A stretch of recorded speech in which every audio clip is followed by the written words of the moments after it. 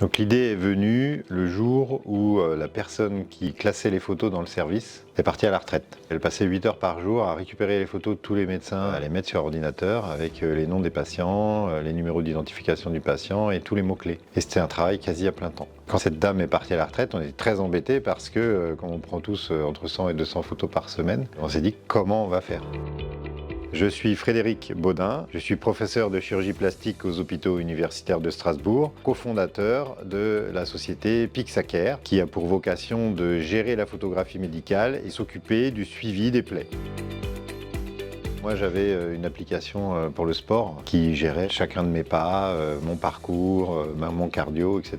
Et je me suis dit, c'est quand même fou que pour un travail professionnel de médecin, on n'ait pas au moins une appli qui puisse gérer automatiquement la gestion de la photo. Donc c'est là que je me suis dit, il y a peut-être un truc à faire.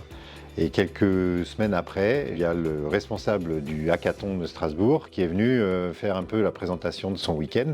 Et je me suis dit, ça peut être une idée d'aller présenter un projet pour fabriquer une solution informatique de gestion de la photographie médicale. On a compris que le besoin le plus important autour de la photographie médicale, c'était le suivi des plaies. Il y a à la fois les plaies chroniques, qui sont un vrai problème de santé publique, et le suivi de ces plaies est assez difficile.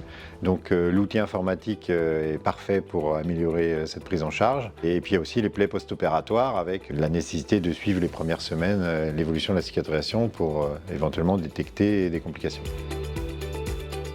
C'est vrai que mon rôle dans Pixacare, il est assez intéressant parce que j'ai des besoins sur le terrain, dans ma vie professionnelle. Le succès de Pixacare, à mon avis, il est aussi lié à ça, c'est-à-dire qu'on construit une application avec les soignants, pour les soignants.